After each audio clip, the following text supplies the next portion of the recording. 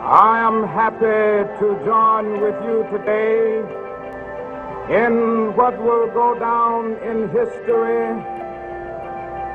as the greatest demonstration for freedom in the history of our nation.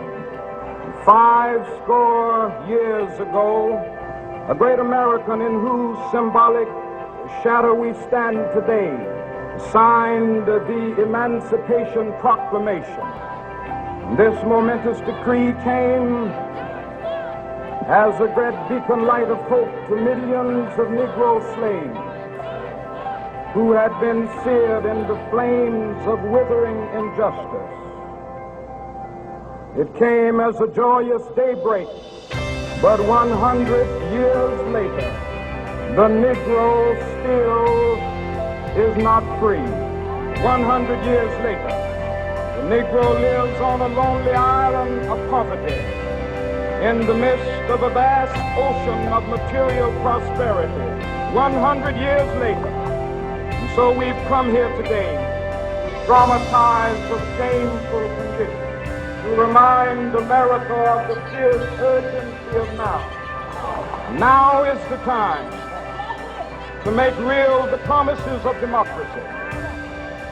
Now is the time to rise from the dark and desolate valley of segregation to the sunlit path of racial justice. Now is the time to lift our nation from the quicksands of racial injustice to the solid rock of brotherhood. Now is the time. It would be fatal for the nation to overlook the urgency of the moment. There will be neither rest nor tranquility in America until the Negro is granted his citizenship right.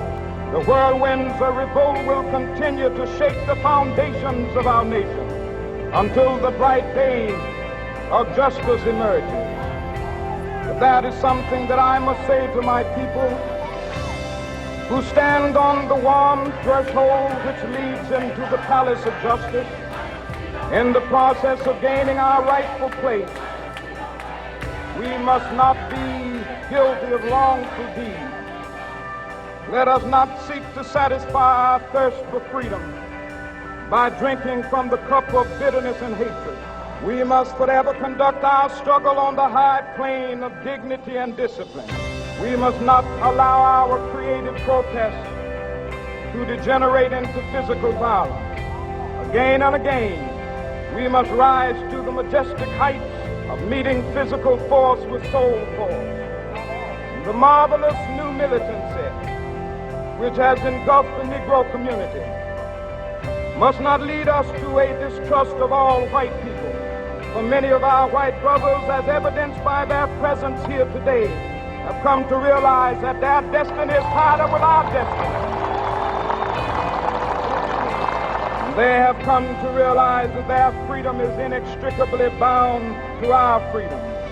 We cannot walk alone. And as we walk, we must make the pledge that we shall always march ahead. We can never be satisfied as long as the Negro is the victim of the unspeakable horrors of police brutality. No, we are not satisfied, and we will not be satisfied until justice rolls down like waters and righteousness like a mighty stream. So even though we face the difficulties of today and tomorrow, I still have a dream.